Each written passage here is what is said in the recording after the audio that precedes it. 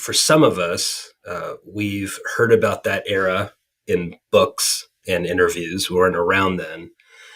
If I'm understanding you correctly, in the 70s, you've got things like Vietnam, Poor People's Campaign. You're just right after the Civil Rights Movement in the 1960s. The late 60s, you had Right. assassinations of MLK, Yeah. RFK, John F. Kennedy. And so, as a young evangelical with folks like Ron Sider, who wrote Rich Christians in an Age of Hunger, John Perkins, Christian Community Development Association, Tony Campolo, Red Letter Christian. I mean, these are, for some of us, these are names that have a lot of meaning because they've written a lot and influenced a lot of us. But in that era, am I understanding you right that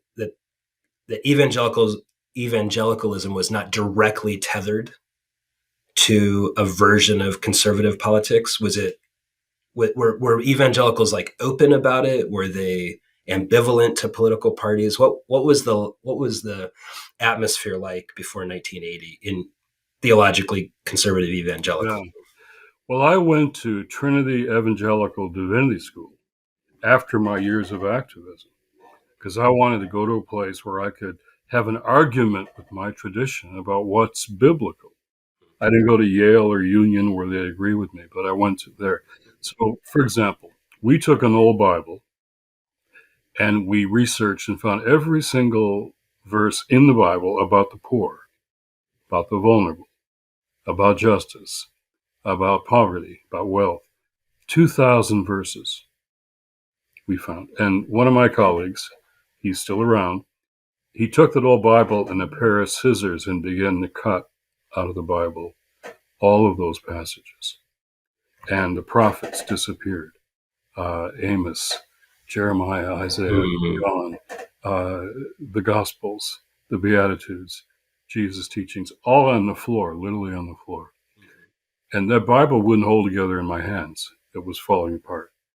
It's a Bible full of holes. I would take it, I would be to preach, and I would say, brothers and sisters, this is the American Bible. It's full of holes from all we have ignored, and we might as well cut it out. Now, that was very effective because this was the Bible. And so evangelicalism at the time was pietistic. And the great heresy of American evangelicalism is the privatizing of the faith. And so they had a personal faith, but not a social justice faith.